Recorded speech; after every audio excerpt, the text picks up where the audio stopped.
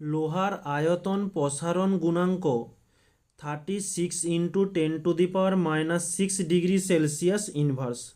অর্থাৎ এই আয়তন প্রসারণ গুণাঙ্ককে গামা দ্বারা চিহ্নিত করি। গামা এটা কোন এককে দেওয়া রয়েছে? সেলসিয়াস এককে। তাই গামা সি সমান 36 into 10⁻⁻6 degree Celsius inverse. Next বলছে ডিগ্রি ফারেনহাইট ইনভার্স এবং কেলভিন ইনভার্স এককে এর মান নির্ণয় করো। তাহলে ডিগ্রি ফারেনহাইট ইনভার্স সমান জিজ্ঞাসা চিহ্ন এবং কেলভিন ইনভার্স সমান জিজ্ঞাসা চিহ্ন।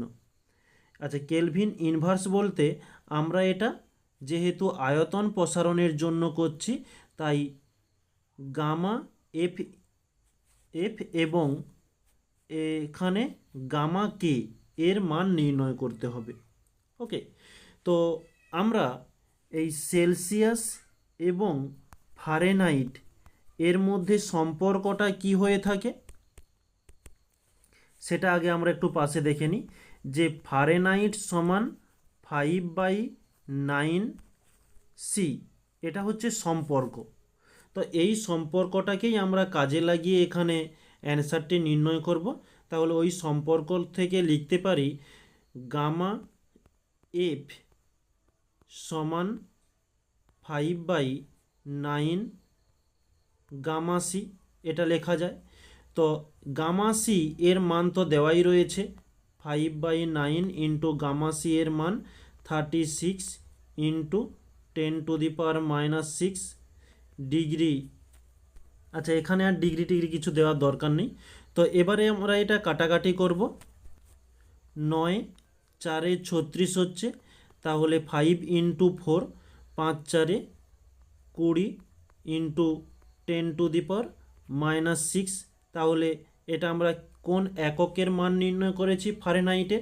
এর একক হয়ে যাবে ডিগ্রি ফারেনহাইট ইনভার্স। তো আমাদের এই গামা ফারেনহাইটের মানটা নির্ণয় হয়ে গেল। এরপরে গামা কে এর মানটি নির্ণয় করতে হবে। তো আমরা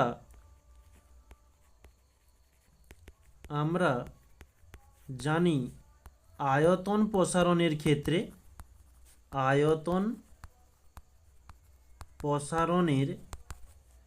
ক্ষেত্রে